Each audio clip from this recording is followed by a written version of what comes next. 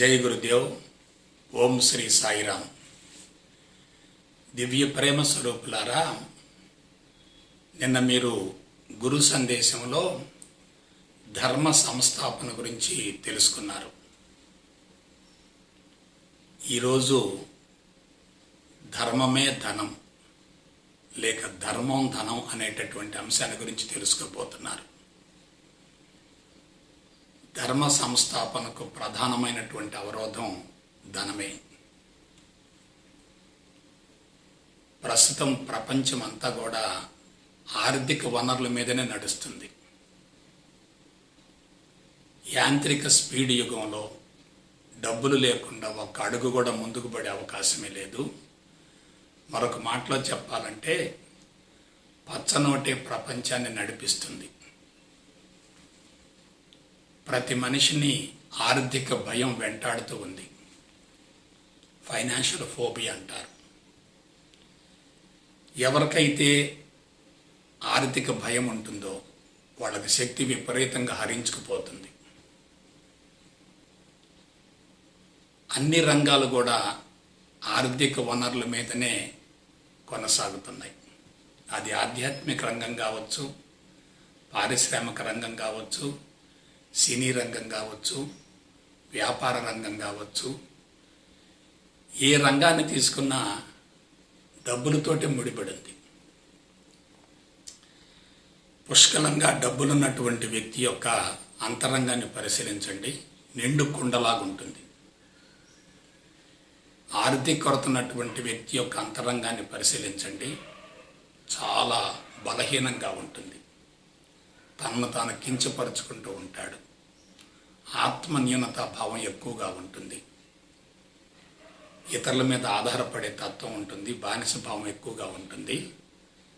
తనను తాను బలహీనుడిగా ఊహించుకుంటూ ఉంటాడు. వాస్తవ విషయం ఏంటంటే డబ్బులు మాయా, ఆస్తులు అంతస్తులు అన్నీ కూడా అశాశ్వతం అని చెప్పేటటువంటి ఆధ్యాత్మికవేత్తలు కూడా తమ అవసరాల కోసం, ఆశ్రమాల నిర్వహణ కోసం ధనవంతులను ఆశ్రయిస్తున్నారంటే ఆర్థిక వనరులు ఏ స్థాయిలో అవసరమో, అవి ఏ విధంగా మనుషును ప్రభావితం చేస్తున్నాయో జాగ్రత్తగా విశ్లేషించుకోండి. నాకు తెలిసినంత వరకు కుటుంబానికి కనీస వసతులు, సౌకర్యాలు కలిగించేటటువంటి ఏర్పాటు చేసేటటువంటి యజమానే విజయవంతమైన యజమాని అవుతాడు. కుటుంబాన్ని పోషించకుండా, వారికి వసతులు సౌకర్యాలు కల్పించకుండా ఆధ్యాత్మిక పేరుతో ఆశ్రమాల చుట్టూ తిరిగితే వచ్చే ప్రయోజనం ఉండదు. కుటుంబ బాధ్యతలు సక్రమంగా నిర్వహించేటటువంటి యజమాన్నే కుటుంబ సభ్యులు గౌరవిస్తారు. కాబట్టి జాగ్రత్తగా విశ్లేషించుకోండి, ఆలోచించుకోండి. నేను మొదటి నుంచి చెప్తున్నాను, మనిషికి 4 కావాలని చెప్తున్నాను. 1 కండబలం, 2 అర్ధబలం, 3 అంగబలం, 4 ఆత్మబలం. ఆర్థిక పరిపుష్టి ఉన్నప్పుడే మనిషి అంతరంగం సంతృప్తిగా ఉంటుంది. సంతృప్తిని మించిన సంపద ఏముంటుంది? ఆలోచించండి. కాబట్టి ప్రతి అంశం కూడా డబ్బుతో ముడిపడింది. కాబట్టి తల్లిదండ్రులు తమ బిడ్డలకి ముందు ఆర్థిక వనరులు చేకూర్చుకునే విధానాలను గురించి తర్ఫీదునిప్పిస్తున్నారు. విద్యాలయాలు కానీ, యాజమాన్యాలు కానీ, తల్లిదండ్రులు కానీ, బంధువులు కానీ, మిత్రులు కానీ, హితులు కానీ, సన్నిహితులు కానీ, స్నేహితులు కానీ డబ్బు సంపాదించే విధానాల గురించే వాళ్ళు పిల్లల్ని ప్రోత్సహిస్తున్నారు.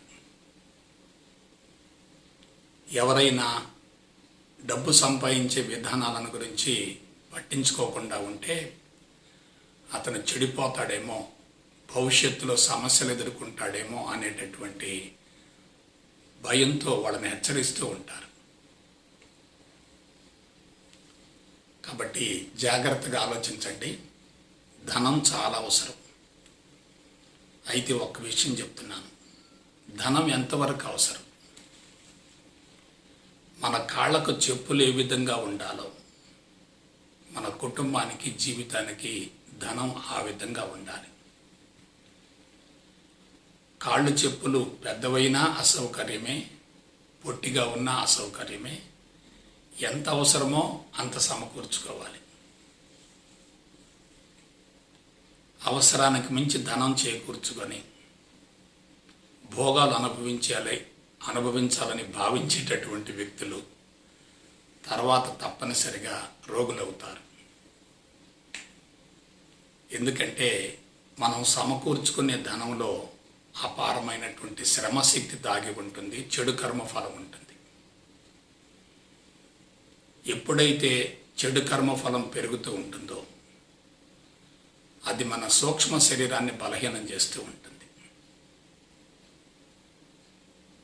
ఒక రకంగా మోతాదు మించి డబ్బులు సమకూరితే అవి జబ్బులకు దారితీస్తూ ఉంటాయి. కాబట్టి డబ్బు, జబ్బు రెండు కూడా కలిసి ఉంటాయి. అలాగే పథకాలు కానీ, ప్రణాళికలు కానీ, స్కీములు కానీ వగైరా వగైరా మొత్తం కూడా సమాజం నుండి పొందాలి అనేటటువంటి భావనను పెంచుతాయి. సమాజానికి ఇవ్వాలి అనే భావన తగ్గిపోతుంది. అక్కడే చెడు కర్మ ఫలం పెరుగుతుంది. కాబట్టి జాగ్రత్తగా ఆలోచించుకోండి. పరిమితంగా ఉంటే ఏదైనా ఔషధమే, అతిగా ఉంటే ఏదైనా ప్రమాదకరమే. అది విషంగా మారుతుంది. అయితే ఇంకొక విషయం చెప్తున్నాను. ఈ డబ్బు, ధనం అనేది ఏ విధంగా వెలుగులోకి వచ్చింది, ఏ విధంగా ఉత్పత్తి అవుతుంది, దీనిని గురించి సూక్ష్మంగా విశ్లేషించుకుందాం.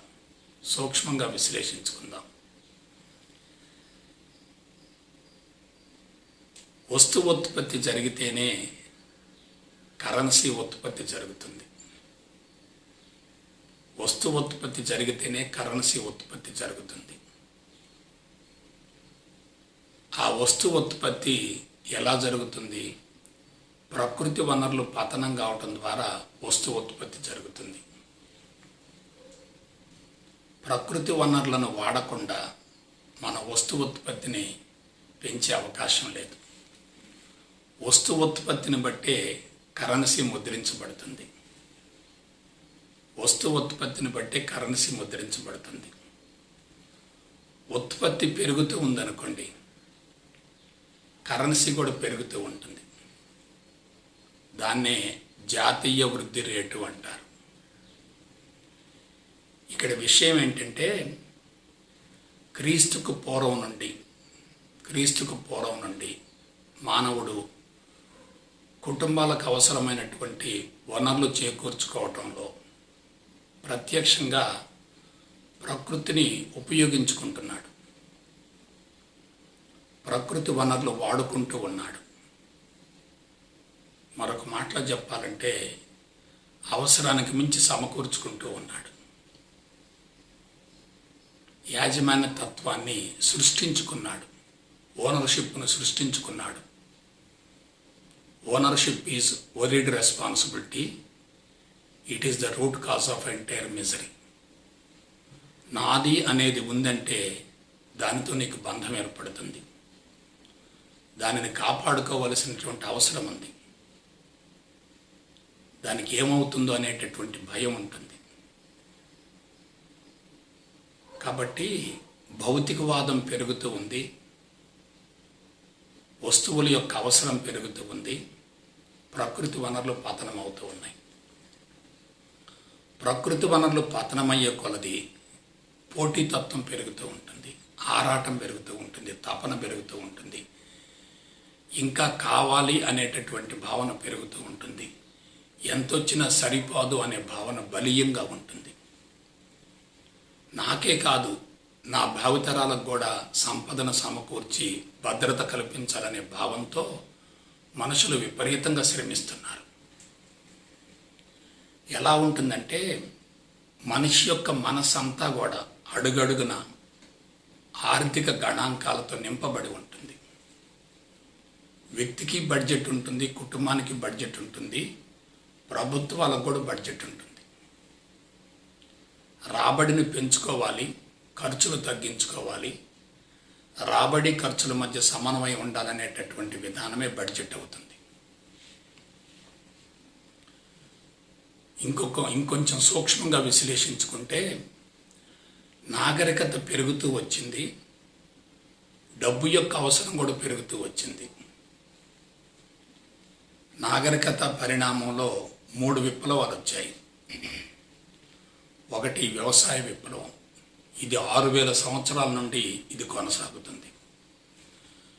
వ్యవసాయ విప్లవం పెరిగినందువల్ల అడవుల విస్తీర్ణం తగ్గిపోయింది, ప్రకృతి వనరులు తగ్గిపోయాయి, పంటలు పండించడం మొదలుపెట్టారు, అక్కడే ఉత్పత్తి మొదలైంది. గత 400 సంవత్సరాలుగా 4 శతాబ్దాలుగా పారిశ్రామిక ఉత్పత్తులు గణనీయంగా పెరుగుతున్నాయి. పారిశ్రామిక ఉత్పత్తులు మనిషి యొక్క శారీరక అవసరాల కన్నా భౌతిక అవసరాలను పెంచుతాయి. శారీరక అవసరం అంటే ఆహారము, నీరు, గాలి వగైరా వగైరా. భౌతిక అవసరాలంటే చుట్టూ భౌతిక సంపద ఉండాలనే భావంతో ఉంటే అది ఒక రకంగా భౌతిక పరమైనటువంటి అంశం కిందకు వస్తుంది. పారిశ్రామిక విప్లవం వలన అవసరమైనటువంటి ఉత్పత్తులు కొన్ని ఉంటాయి, అవసరం రాకుండా పనికిరానటువంటి ఉత్పత్తులు కొన్ని ఉంటాయి. వ్యాపారాత్మకత పెరుగుతూ ఉంటుంది, ట్రేడింగ్ పెరుగుతూ ఉంటుంది. ఆ విధంగా ఆర్థిక వనరులు పెరుగుతూ వచ్చాయి, అంటే ఉత్పత్తి పెరుగుతూ వచ్చింది. గత 50 సంవత్సరాలుగా సమాచార విప్లవం వచ్చింది. చిన్న చిన్న ఉత్పత్తులకు డిమాండ్ పెరుగుతుంది. సెల్ ఫోన్లు, ఇంటర్నెట్లు, వెబ్సైట్లు, ఈమెయిల్స్, ఫేస్బుక్లు వగైరా వగైరా. బిడ్డలారా కొంచెం ఆలోచించండి. ఈ పరిణామం మొత్తం జరుగుతూ ఉన్నందువల్ల మనిషి ఏమవుతున్నాడు? మానసిక ఒత్తిడిని పెంచుకుంటున్నాడు. మానసిక ఒత్తిడిని పెంచుకుంటున్నాడు. జీవితకాలం కుదించుకుపోతుంది. జబ్బులు పెరుగుతున్నాయి, అశాంతి పెరుగుతుంది, అసంతృప్తి పెరుగుతుంది. ప్రతి ఒక్కళ్ళకు కూడా తమను గురించి తాము ఆలోచించుకునే అవకాశం లేకుండా పోయింది. ఖర్చుల మోత పెరుగుతూ ఉన్నప్పుడు అందుకు సరిపడా వనరులు లేకపోతే మనిషి ఎలా ఉంటాడో మీరు ఆలోచించండి. అందుకే డబ్బు కోసం ప్రతి ఒక్కళ్ళు పరితపిస్తున్నారు. ఇంకొక విషయం ఏంటంటే, ఎవరైతే ఆర్థికంగా బాగా ఎదుగుతారో, 100,000 కోట్లు సంపాదిస్తారో వాళ్ళకి సమాజంలో గౌరవం ఉంటుంది. వాళ్ళ మాటను అందరూ శిరసా వహిస్తూ ఉంటారు, వాళ్ళ మీద ఆధారపడతారు. ఆ విధంగా వాళ్ళలో అంతర్లీనంగా తెలియకుండా ఒకవైపు సంతృప్తి ఉంటుంది, మరొక వైపు ధన మదం పెరుగుతుంది. ఒకవైపు సంతృప్తి ఉంటుంది, మరొక వైపు ధన మదం పెరుగుతుంది. ఇతరుల మీద ఆధారపడేటటువంటి వ్యక్తికేమో శక్తి హరించుకుపోతుంది. ధనాన్ని అవసరానికి మించి సమకూర్చుకున్నటువంటి వ్యక్తి అంతరంగంలో ఎంతో కొంత మేరకు సంతృప్తి ఉంటుంది, కానీ అదే మోతాదులో మదం పెరుగుతుంది, గర్వం పెరుగుతుంది. ఎదుటి వ్యక్తిని కించపరిచే అవకాశం ఉంటుంది, తక్కువగా అంచనా వేసే అవకాశం ఉంటుంది, అవమానించే అవకాశం కూడా ఉంటుంది. కాబట్టి ఇవన్నీ కూడా మనందరం తెలుసుకోవలసినటువంటి సూక్ష్మమైనటువంటి విషయాలు.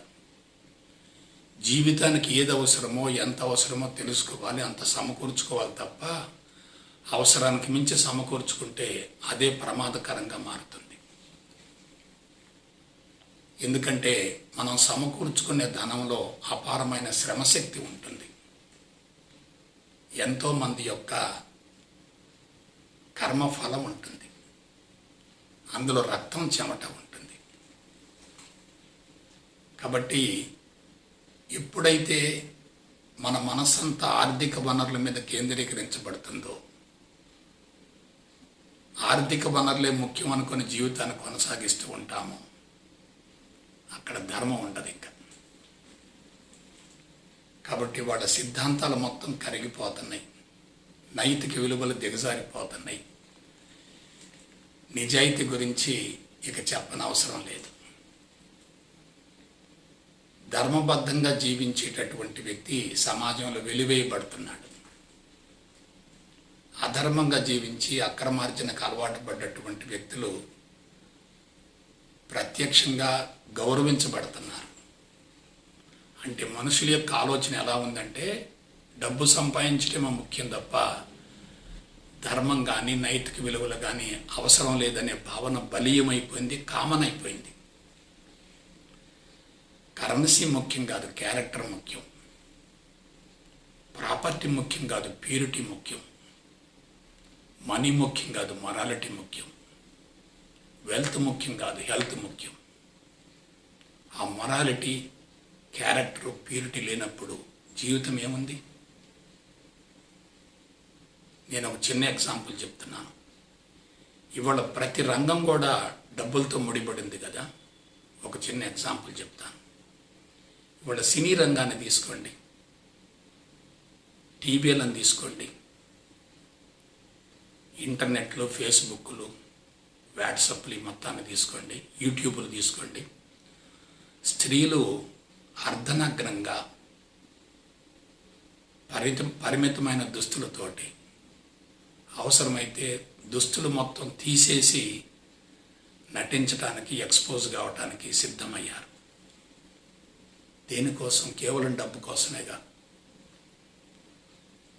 ఒక స్త్రీ అర్ధనగ్నంగానో నగ్నంగానో తెర మీద కనపడుతూ ఉందనుకోండి, అదే స్త్రీని ఆమెను కొడుకు చూస్తున్నాడు అనుకోండి, అతని మనసు ఎలా ఉంటుంది? ఎందుకు నేను ఈ మాట చెప్తున్నానంటే డబ్బు మనిషిని ఏ విధంగానైనా దిగజారుస్తుంది. కొట్లాటలకి, గొడవలకి, హత్యలకి, నేరాలకి, అవసరమైతే కోర్టు వివాదాలకు కూడా దారితీస్తుంది. భార్యాభర్తల మధ్య, తండ్రి కొడుకుల మధ్య, తల్లి కూతుళ్ళ మధ్య, అన్నదమ్ముల మధ్య, అక్కా చెల్లెల మధ్య ఆర్థిక పరమైన అంశాలే నడుస్తున్నాయి, ఆత్మీయతలు తగ్గిపోతున్నాయి. దీన్ని మనం ఏమందాం? అభివృద్ధి అందామా? నాగరికత అందామా? ఆలోచించండి ఒకసారి. అయితే మరి డబ్బు సమకూర్చుకోవాలి కదండి, తప్పనిసరిగా సమకూర్చుకోండి. కానీ 10 మందికి ఉపయోగపడే కార్యక్రమాలు చేయండి, సేవాభావంతో ఉండండి. ఇంటి ముందుకు వచ్చినటువంటి ఒక వ్యక్తికి ప్రేమగా, ఆప్యాయంగా, అనురాగంగా అంత అన్నం పెట్టండి చాలు. అదే ఐశ్వర్యం అంటే. దాన ధర్మాలు చేస్తూ ఉండండి, మీ మనసు ఎంత ఆనందంలో పరవశించిపోతుందో. సేవా కార్యక్రమాల్లో పాల్గొంటూ ఉండండి, మీకెంత సంతృప్తిగా ఉంటుందో. 10 మందికి ఉపయోగపడే కార్యక్రమాలు చేయండి, మీ మనసులో ఎంత కరుణాజాలి పెరుగుతాయో. కాబట్టి స్థూలమైనటువంటి భౌతిక సంపద మీద దృష్టిని పెట్టద్దు. సూక్ష్మమైనటువంటి అంతరంగాన్ని శుద్ధి చేసుకునే కార్యక్రమాలకి శ్రీకారం చుట్టండి. ధనం ఎప్పుడైతే ఆధిక్యతను సంతరించుకుందో ధర్మం పడిపోతూ వచ్చింది. ఇప్పుడు ఒక విషయం చెప్పండి, ధర్మము అంటే ఏమిటి? ప్రకృతి. ప్రకృతి అంటే ఏమిటి? భగవంతుడు. మనం ప్రకృతి సంపదను ఉపయోగించుకుంటున్నామంటే భగవంతుణ్ణి వాడుకుంటున్నాం. ఆ భగవంతుడి ప్రతిరూపాలైనటువంటి మానవ జాతిని ఉపయోగించుకుంటున్నాం. నా నుండి ప్రపంచానికి ఏమిటి అనే భావన మనిషిలో ఐశ్వర్యాన్ని పెంచుతుంది. ప్రపంచం నుండి నాకేమిటి అనే భావన మనిషిలో పేదరికాన్ని పెంచుతుంది. కాబట్టి బాహ్యంగా ఒక వ్యక్తిని చూసి పేదవాడు అనకండి, అతని అంతరంగాన్ని అంచనా వేయండి. కావాలి అనే భావనే కామం, సరిపోయింది అనే భావనే సంతృప్తి. ఇవాళ ఆధ్యాత్మిక సంస్థలు కూడా ఆర్థిక వనరుల కోసం పరితపిస్తున్నాయంటే ఆ సంస్థలు పేదరికంలో ఉన్నట్లే. భౌతికపరమైన అభివృద్ధి మనిషి యొక్క అంతరంగాన్ని బలహీనపరుస్తుంది. అంతరంగం బలంగా ఉన్న వ్యక్తి భౌతికపరమైన అభివృద్ధి మీద, సంపద మీద ఆధారపడడు. కాబట్టి జాగ్రత్తగా గుర్తుపెట్టుకోండి, జీవితాన్ని యాంత్రికంగా కొనసాగించడం వేరు, చైతన్యవంతంగా, సంతృప్తిగా, నిండుదనంతో, సాత్విక గుణంతో, ఆనందంతో కొనసాగించడం వేరు. మీలో కొంతమందికి ఒక అనుమానం వస్తుంది, ధర్మంగా జీవిస్తే ధనాన్ని సంపాదించలేం కదండి అని అనుకోవచ్చు. కాదు, ధర్మంగా జీవించే వ్యక్తికి అపారమైన శక్తి ఉంటుంది. అంతర్గత శక్తులు బహిర్గతం అవుతాయి. సృజనాత్మకత, కళాత్మకత వెల్లువిరుస్తుంది. కాసలు పంట పండుతుంది. అధర్మంగా జీవించే వ్యక్తిని మీరు గమనించండి, భౌతిక సంపద పెరుగుతుంది కానీ ఆరోగ్యం పోతుంది, ఆయువు తగ్గిపోతుంది, అశాంతి పెరుగుతుంది, అసంతృప్తి పెరుగుతుంది, జీవితం కుప్పగొలిపోతుంది. కాబట్టి రిచ్నెస్ అంటే 10 మందికి ఇవ్వాలి అనేది రిచ్నెస్. 10 మంది నుంచి పొందాలనేది అది పావర్టీ. ఏ ఇంట్లోనైతే 10 మంది రోజు భోజనం చేస్తుంటారో ఆ ఇంట్లో పాడికి పంటకి ఎటువంటి కొరత ఉండదు. ఎవరైతే 10 మందికి సహాయం చేద్దామని తప్పిస్తూ ఉంటారో వాళ్ళకి ఆర్థిక కొరత ఉండదు. అయితే ఈ దానం అనేది అపాత్ర దానం కాకూడదు. నువ్వు దానం చేయటం ద్వారా, భౌతికంగా ఆదుకోవటం ద్వారా అవతల వ్యక్తి బలహీనపడకూడదు.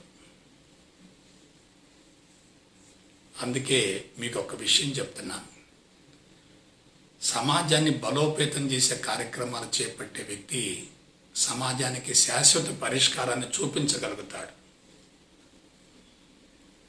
సమాజాన్ని బలహీనపరిచేటటువంటి కార్యక్రమాల ద్వారా ఒక రకంగా అధర్మం పెరిగిపోతుంది. ఇది మాట అంటుంటారు, పెట్టేవాడుంటే సచ్చేవాడు లేచి వస్తాడంటారు. ఉచితంగా ఇస్తామంటే ఎవరైనా వస్తారు. ఇవాళ ప్రభుత్వాలు ఎలా ఉన్నాయంటే అధికారం కోసం, ఎన్నికల్లో విజయం సాధించడం కోసం సంక్షేమ పథకాలకు ఎక్కువగా ప్రాధాన్యత ఇస్తున్నారు. అవి తప్పనిసరిగా అవసరమే, కానీ అవి అవతల వ్యక్తిని బలహీనపరచకూడదు. వికలాంగులకి, ఆర్తులకి, అన్నార్తులకి, కుంటివారికి, గుడ్డివారికి, వృద్ధులకు, ఎటువంటి ఆదరణ లేనటువంటి వాళ్ళకు సహాయం చేయటం చాలా అవసరం. వాళ్ళ ఆశీర్వచనమే మనకు కొండంత బలాన్ని ఇస్తుంది. కాబట్టి ధనాన్ని సద్వినియోగపరచాలి, దుర్వినియోగపరచకూడదు. అలాగే అతి సరళమైన, సామాన్యమైన జీవితం ఉండాలి తప్ప పిసినారిగా ఉండకూడదు. పిసినారిగా ఉంటే అవసరాలు కూడా తగ్గించుకుంటాడు. అదే సరళంగా, సామాన్యంగా జీవించే వ్యక్తి అవసరాలకు సరిపడా ధనాన్ని సంపాదించి ఉపయోగిస్తూ ఉంటాడు. అదే విలాస, వినోద, శృంగారాలకు అలవాటు పడేటటువంటి వ్యక్తులు ధనాన్ని దుర్వినియోగపరుస్తారు. ఏదో ఒక దశలో వాళ్ళకి ఆర్థిక కొరత ఏర్పడుతుంది. సుఖానికి, సౌకర్యానికి అలవాటు పడేటటువంటి వాళ్ళు శరీరాన్ని గురించి ఆలోచిస్తారు, చుట్టూ ఉన్న వసతుల గురించి ఆలోచిస్తారు. విలాస, వినోద, శృంగారాలకు అలవాటు పడేటటువంటి వాళ్ళు జీవితాన్ని అనుభవించాలనుకుంటారు, భోగాల కోసం పరితపిస్తూ ఉంటారు. కానీ అంతిమంగా వాళ్ళు రోగులు అవుతారు.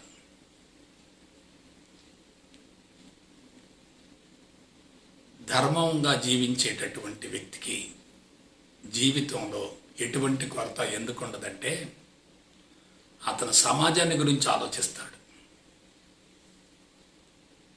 సమాజాన్ని గురించి తాను ఆలోచిస్తూ ఉంటే సమాజం తనను గురించి ఆలోచిస్తూ ఉంటుంది.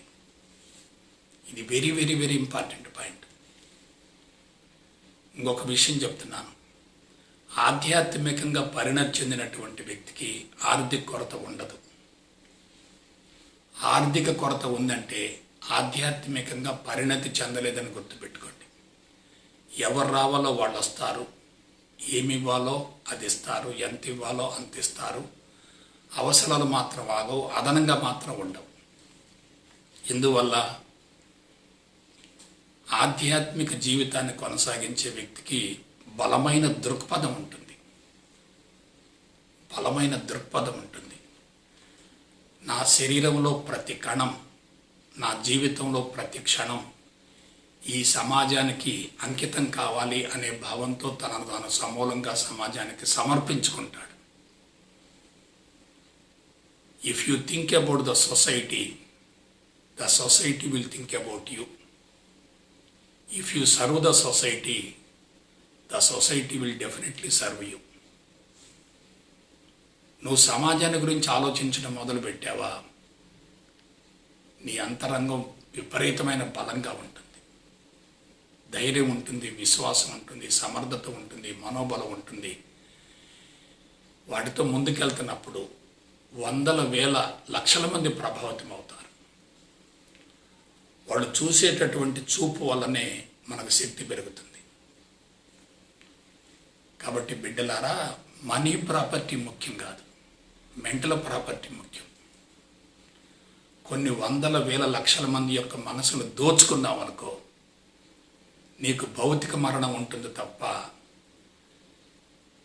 నీ జీవితం మరణించిన తర్వాత కూడా కొనసాగుతుంది. వాళ్ళని ఏమంటారో తెలుసా? కారణ జన్ములు అంటారు, జీవనముక్తులు అంటారు. కారణ జన్ములు అంటే ఒక కారణం కోసం జన్మించినటువంటి వాడు. జీవనముక్తులు అంటే జీవించి ఉండగానే ముక్తిని పొందినటువంటి వాళ్ళు. కాబట్టి స్థూలమైనటువంటి సంపద నువ్వు వదిలిపెట్టిపోయేది, సూక్ష్మమైనటువంటి కర్మఫలమే నువ్వు తీసుకెళ్తావు. నీ కర్మఫలం ఉత్తమంగా ఉంటే నువ్వు దేవుడిగా పూజించబడతావు. నీ కర్మఫలం చెడుగా ఉంటే నువ్వు నరకయాతన పడతావు. జీవితం లభించటం ముఖ్యం కాదు, ఆ జీవితాన్ని సార్థకం చేసుకోవాలి. జీవితాన్ని సార్థకం చేసుకోలేకపోతే అదే శిక్ష అవుతుంది. ఇవాళ ఏమైంది సమాజంలో? చట్టం న్యాయం రెండు ఆధిక్యతను సంతరించుకున్నాయి, సత్యం ధర్మం రెండు బలహీనపడ్డాయి. మేధావులు మొత్తం కూడా చట్టాన్ని, న్యాయాన్ని, రాజ్యాంగాన్ని రూపొందించుకొని పరిపాలన సాగిస్తూ భౌతిక పరమైనటువంటి అభివృద్ధి ద్వారా ఆనందం వస్తుందనేటటువంటి భావంతో ప్రజల్ని మభ్యపెడుతున్నారు. బాహ్య ప్రపంచంలో ఎక్కడ ఆనందం లేదు. భౌతిక సంపద పెరగటం ద్వారా ఆనందం వస్తుంది అనుకోవటం కేవలం అజ్ఞానమే. కాబట్టి సంపద ముఖ్యమా, సంతృప్తి ముఖ్యమా? సంతృప్తిని మించిన సంపద ఏముంటుంది? అసంతృప్తిని మించిన ప్రమాదం ఏముంటుంది?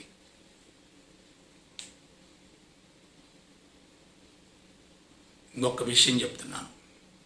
అతి సరళంగా, సామాన్యంగా, కనీస వసతులతో జీవించేటటువంటి వ్యక్తి ఎప్పుడూ ధనవంతుడే. లగ్జరీస్ కోసం వెంపలాడేటటువంటి వ్యక్తి ఎప్పుడు పేదవాడే. అందుకే ఋషులు ఎక్కడున్నారు, ఎక్కడ నివసించారు? ఆశ్రమాల్లో నివసించారు, గురుకులాల్లో నివసించారు, పర్ణశాలల్లో నివసించారు. ప్రకృతిలో లభించిన పదార్థాన్ని తీసుకున్నారు. వాళ్ళు రాలిపోయినటువంటి పండ్లు తిన్నారు తప్ప చెట్టు మీద ఉన్నటువంటి పండుని కొయ్యలేవాళ్ళు. కాబట్టి ప్రకృతిపరమైన జీవితాన్ని కొనసాగించే ఏ వ్యక్తి అయినా ఐశ్వర్యవంతుడే. వాళ్ళు ఆ విధంగా జీవించారు కాబట్టే మహోన్నతమైనటువంటి విశిష్టమైనటువంటి కళాత్మక జీవన విధానాన్ని ప్రపంచానికి కానుకగా అందించగలిగారు. చుట్టూ భౌతిక సంపదను పోగు చేసుకొని 4 గోడల మధ్య కూర్చొని సాధన కొనసాగిస్తే ప్రయోజనం ఉండదు. ప్రకృతికి అనుగుణమైన జీవితాన్ని కొనసాగించాలి.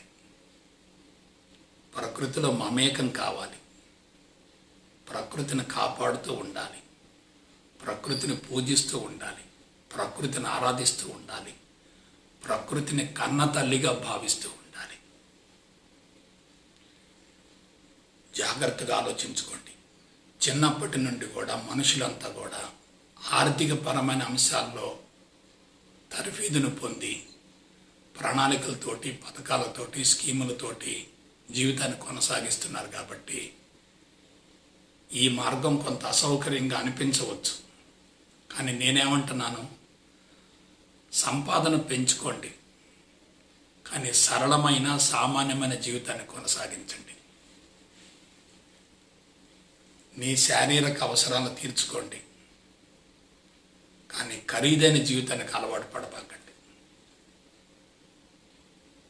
ఖరీదైన జీవితం వల్ల మనిషి మానసికంగా బలహీనపడతాడు.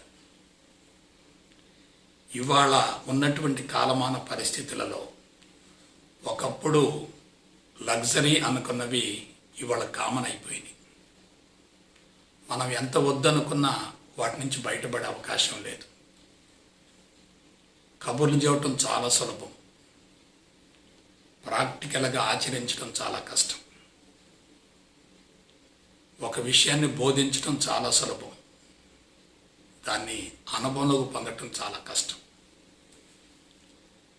మీలో చాలామంది ఇటువంటి విషయాలు వింటున్నప్పుడు డబ్బు పట్ల మమకారం పెంచుకోకపోతే ఎలా, డబ్బు సంపాదించకపోతే ఎలా, ఎంత సంపాదించినా సరిపోదనేటటువంటి భావన ఉంది కదా, మరి దాని నుంచి బయటపడటం ఎలా అనే దాని గురించి మీలో కొంత సందేహం రావచ్చు.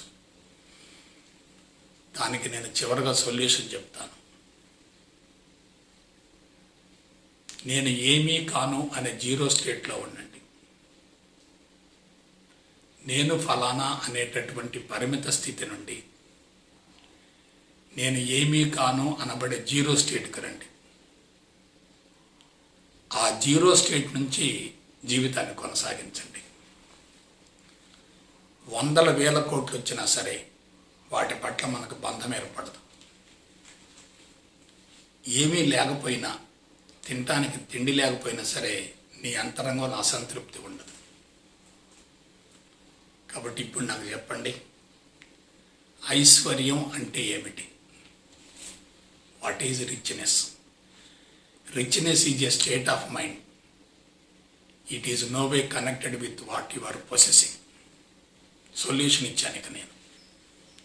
ఐశ్వర్యం అనేది మానసిక స్థితి. నీకు ఎంత ఉంది అనే దాంతో ఎటువంటి సంబంధం లేదు. కాబట్టి నీ అంతరంగంలో ప్రశాంతత ఉంటే అదే ఐశ్వర్యం, సంతృప్తి ఉంటే అదే ఐశ్వర్యం, నిండుదనం ఉంటే అదే ఐశ్వర్యం, ఆనందం ఉంటే అదే ఐశ్వర్యం, ఆరోగ్యం ఉంటే అదే ఐశ్వర్యం, సుదీర్ఘ జీవిత కాలం ఉంటే అదే ఐశ్వర్యం. ఇంకొక విషయం చెప్తున్నాను. ఎప్పుడైతే నువ్వు ఆర్థికపరమైన అంశాల పట్ల ఆసక్తిని కనపరచకుండా, వాటి పట్ల బంధం ఏర్పరచుకోకుండా ఉంటావో నీ అంతర్గత శక్తులు బయటకు వస్తాయి. సృజనాత్మకత, కళాత్మకత వెల్లివిరుస్తాయి. సృజనాత్మకతని, కళాత్మకతని ప్రదర్శించగలిగితే, బహిర్గతం చేయగలిగితే, ప్రపంచానికి అందించగలిగితే కాసుల వర్షం కురుస్తుంది. డబ్బులు వస్తూ ఉంటాయి, అవి నీకు విలువలేనివిగా కనపడతాయి. అది అందుకే డబ్బు జేబులో పెట్టుకోవాలి తప్ప తల మీద పెట్టుకోకూడదు. డబ్బే ముఖ్యమనేటటువంటి భావంతో జీవించే వ్యక్తులు దానికి అతిగా ప్రాధాన్యతనిస్తారు. కానీ జీవితం ముఖ్యం అనుకునేటటువంటి భావంతో జీవించే వ్యక్తులు తమ అంతరంగం దాని దివ్యశక్తుల్ని బహిర్గతం చేస్తుంటారు. నీ లోపల ఏముందో నీకేం తెలుసు?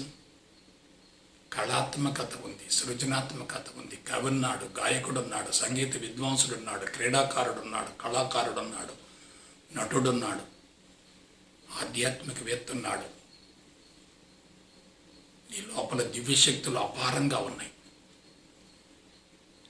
ఆ దివ్యశక్తులను ఏం చేశావు? కేవలం సంపాదన పిచ్చిలో అణిచివేశావు.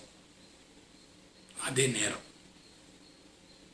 ఆ దివ్యశక్తులు బయటికి తీసి ప్రపంచానికి అందించగలిగితే ప్రపంచం నుండి నీకు అపారమైన సంపద వస్తుంది. మానసిక సంపద వస్తుంది, భౌతిక సంపద వస్తుంది. చూడండి, జీవితం ఎక్కడ గాడి తప్పిందో ఆలోచించుకోండి.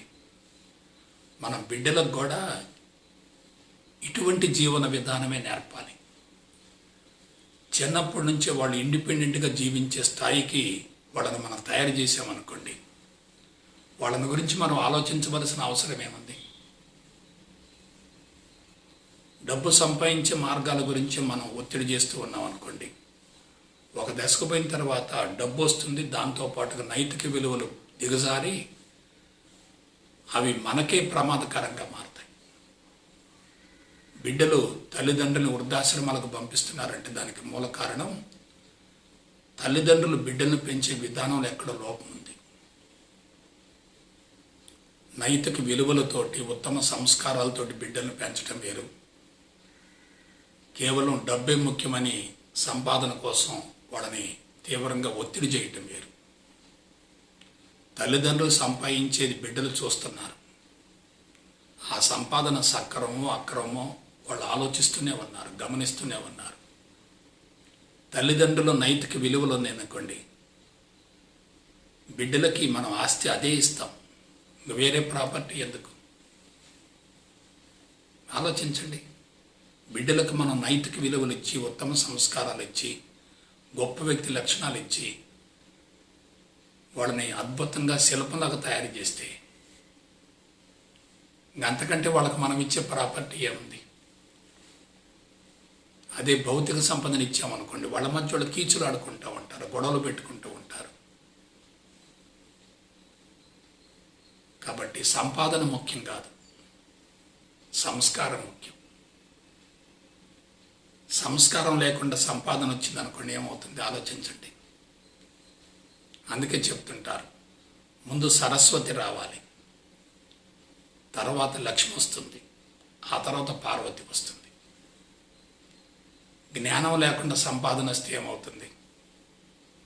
అదంతా దుర్వినియోగపడుతుంది. జ్ఞానంతో పాటు సంపాదన వస్తే ఏమవుతుంది? అది సద్వినియోగపడుతుంది. ఆ జ్ఞానం ఏ జ్ఞానం కావాలి? డబ్బులు సంపాదించే భౌతిక జ్ఞానం కాదు. నీ గురించి నువ్వు తెలుసుకునే బ్రహ్మజ్ఞానం కావాలి. చిన్నప్పటి నుంచే పిల్లలకి ఆధ్యాత్మిక విద్యను అందిస్తే ఎలా ఉంటుంది? సమాజంలో ఒకళ్ళొకళ్ళు సహాయంతో, సహకారంతో, సహజీవనంతో, సామరస్యంతో, సమన్వయంతో జీవిస్తూ ఉంటే సమాజం ఎలా ఉంటుంది? అలా జీవించాలంటే వాళ్ళకి నేర్పవలసింది ఒక్కటే, ధర్మాన్ని గురించి నేర్పాలి. కాబట్టి ధర్మమే భగవంతుడు, ధర్మమే ధనం, ధర్మమే ఐశ్వర్యం, ధర్మమే ప్రకృతి, ధర్మమే కళాత్మకత, ధర్మమే సృజనాత్మకత, ధర్మమే దాతృత్వం, ధర్మమే జ్ఞానం, ధర్మమే జీవిత పరమార్థం. ధర్మో రక్షతి రక్షిత. ధర్మాన్ని మనం రక్షించాలి, ధర్మాన్ని మనం కాపాడాలి, ధర్మాన్ని మనం ఆచరించాలి, ధర్మాన్ని మనం బోధించాలి, ధర్మాన్ని మనం ప్రచారం చేయాలి. అందుకు మనం ధర్మబద్ధంగా జీవించాలి. ఇంకొక మాట చెప్తున్నాను, భౌతికపరమైన సంపద మనిషిలో పేదరికాన్ని పెంచుద్ది. ఎందుకు? నీకు పరిమితమైన సంపద ఉంటుంది, కానీ విశ్వం మొత్తం అపారమైన సంపద ఉంది కదా. అపారమైనటువంటి విశ్వ సంపదలో నీ సంపద ఎంత? కాబట్టి ఇదే నాది, మిగిలింది నాది కాదు అనే భావన ఉందనుకోండి, నువ్వు పేదవాడివే కదా. అలా కాకుండా విశ్వమంతా నాది అనే భావన ఉంటే నువ్వు విశ్వం మొత్తానికి ఐశ్వర్యవంతుడు అవుతావు. అది ఎలా సాధ్యమవుతుంది? జీరో స్టేట్కి వెళితే సాధ్యమవుతుంది. ఆ జీరో స్టేట్కి వెళ్ళాలంటే మార్గం ఏమిటి? మానసిక సన్యాసాన్ని పెంపొందించుకోవటమే. కాబట్టి భౌతికంగా మనకు ప్రాపర్టీస్ ఉండాలి, లీగల్గా. బయట యాజమాన్య తత్వం ఉండాలి, లోపల వైరాగ్యం సన్యాసం ఉండాలి. వైరాగ్యం సన్యాసం రెండు ఉంటే ఎంత వచ్చినా నీకు వచ్చిందనుకో, అసలు దాని పట్ల ఆసక్తి ఉండదు. పోయినా సరే ఆసక్తి ఉండదు. ఇవాళ పోతుందంటే రేపు వస్తుంది, ఇవాళ వచ్చిందంటే రేపు పోతుంది. ఎంత వస్తుందో అంత పోతుంది, అందులో ఎటువంటి అనుమానం లేదు. కాబట్టి సంపదన గురించి జాగ్రత్తగా తెలుసుకోవాలి. సన్యాసి విశ్వం మొత్తానికి ఐశ్వర్యవంతుడు. సన్యాసి విశ్వం మొత్తానికి ఐశ్వర్యవంతుడు. విశ్వం మొత్తం నాది అనుకున్న వ్యక్తికి విశ్వశక్తి మొత్తం లోపల ప్రవేశిస్తుంది. అప్పుడేమవుతుంది?